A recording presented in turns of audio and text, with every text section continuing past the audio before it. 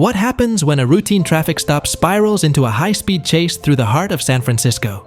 Picture this: a quiet afternoon suddenly interrupted by the blaring sirens of police cars and the screeching tires of a fleeing SUV. As officers race through bustling streets, narrowly avoiding collisions, tension mounts. The stakes are high, and the city watches in disbelief. What drove the driver to flee? And could this dangerous pursuit have been avoided? Buckle up, because this story unfolds with twists and turns that will leave you on the edge of your seat. The incident. Officer David Ramos was on routine patrol duty, cruising down Market Street, when he noticed a black SUV weaving slightly in its lane. Suspecting a minor traffic violation, he activated his lights and signaled the driver to pull over. The SUV complied, and Officer Ramos approached the vehicle, expecting a straightforward traffic stop. Inside the SUV was Jake Marlowe, a 28-year-old with a troubled past and a desperate look in his eyes. Marlowe had outstanding warrants and feared another run-in with the law could land him in jail for a long time.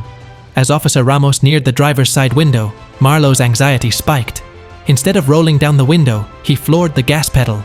The sudden roar of the engine caught Officer Ramos off guard, and he jumped back as the SUV sped away. Quickly regaining his composure, Ramos sprinted back to his patrol car, radioing for backup.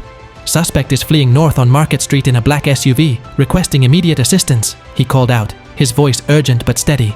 The chase had begun, and what started as a routine traffic stop was now transforming into a full-blown pursuit through one of San Francisco's busiest areas. The stakes were high, and the city braced itself for what was to come. The chase. As Marlowe's SUV darted through the crowded streets of San Francisco, Officer Ramos struggled to keep up. Marlowe's driving was erratic and dangerous, swerving between lanes and narrowly missing pedestrians and other vehicles. The city's iconic hills and tight streets added to the challenge, making the chase even more perilous.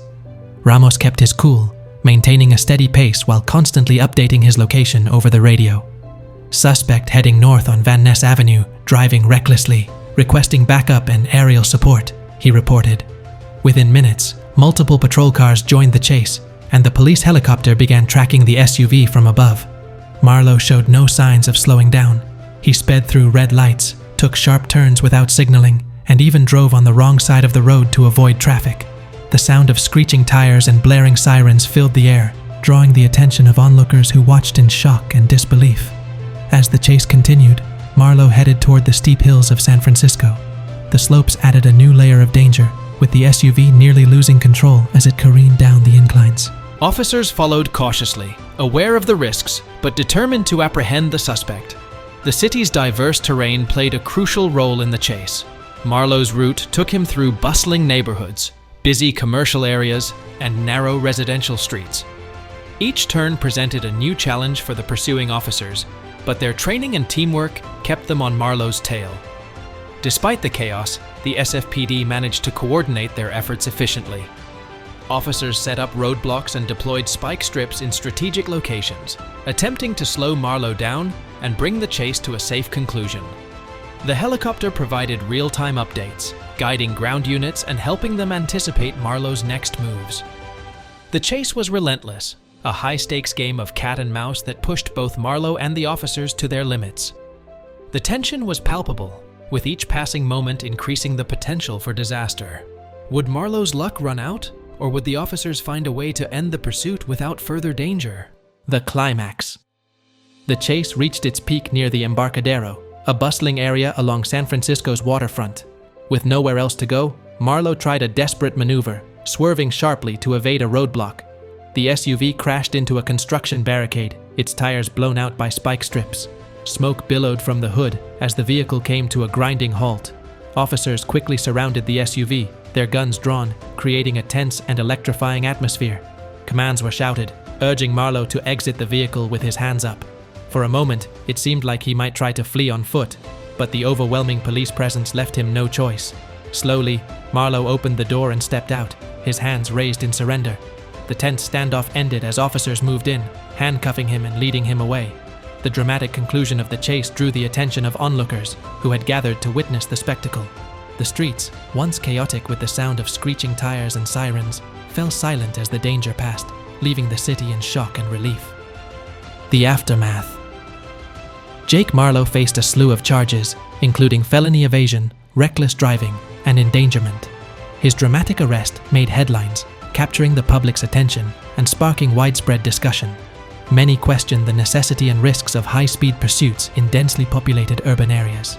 Legal experts weighed in, debating the balance between catching suspects and ensuring public safety. Community leaders called for more stringent policies and advanced technologies to safely manage such situations.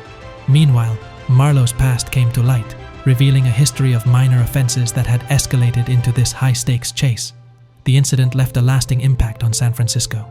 Residents voiced their concerns at town hall meetings, and city officials pledged to review and update pursuit protocols. The chase had ended, but its implications continued to reverberate through the community, prompting a citywide reflection on the balance between law enforcement tactics and public safety. The community response. In the wake of the chase, community meetings were held to address public concerns about safety and police practices. Residents expressed gratitude for the officers' swift actions, but emphasized the need for safer alternatives to high-speed pursuits.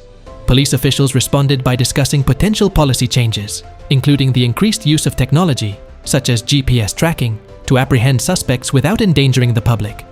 The conversation also highlighted the importance of officer training in handling high-pressure situations effectively. Local leaders collaborated with law enforcement to create a task force aimed at developing strategies to minimize risks during pursuits. The goal was to foster a safer environment while still ensuring that justice is served. This incident sparked a broader dialogue about community safety and the role of police in high-stakes scenarios, shaping future policing strategies in the city. Legal action. Following the dramatic chase, Jake Marlowe was formally charged with several offenses, including felony evasion, reckless driving, and endangerment. His court appearance attracted significant media coverage, with the public keen to see how the legal system would respond to his actions. During the proceedings, prosecutors argued that Marlowe's reckless behavior not only endangered his life, but also posed serious risks to pedestrians and other drivers. They sought a harsh sentence to reflect the severity of the crime and the potential consequences of his actions.